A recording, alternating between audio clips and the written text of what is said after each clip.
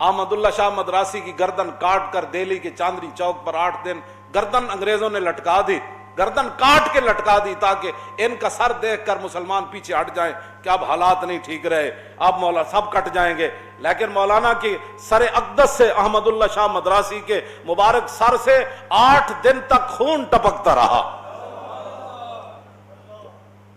8 دن تک خون۔ اس بات کی دلیل تھی کہ مولانا کا جب سر کاٹا جا رہا تھا تو اس وقت ان کے دل میں موت کا خوف نہیں تھا، ورنہ تو ہر چیز منجمد ہو جاتی ہے۔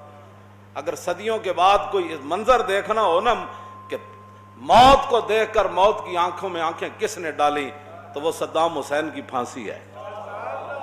لیکن چونکہ ادھر سے سازشیں اتنی ہوتی ہیں کہ مسلمان اپنے بندوں کا نام ہی نہیں لیتے۔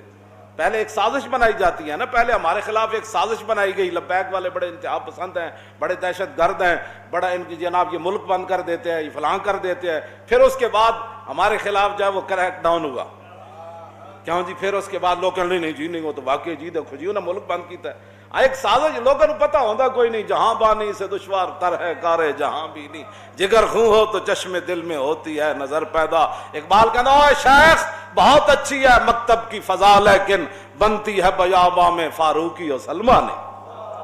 پہلے ایک سازش بنائی جاتی ہے، پہلے افغانستان کے خلاف ایک سازش بنائی گئی، داڑھیوں والے لوگ تیار کیے گئے، پگڑیاں باندھ کر ان سے قتل عام کروایا گیا، مسجدوں میں بم دھماکے ہوئے، بعد میں کہا کہ یہ مولوی ہوتے ہی ایسے۔ پھر کسی کو پورا افغانستان اجڑ گیا، کسی نے چوم ہی نہیں کی۔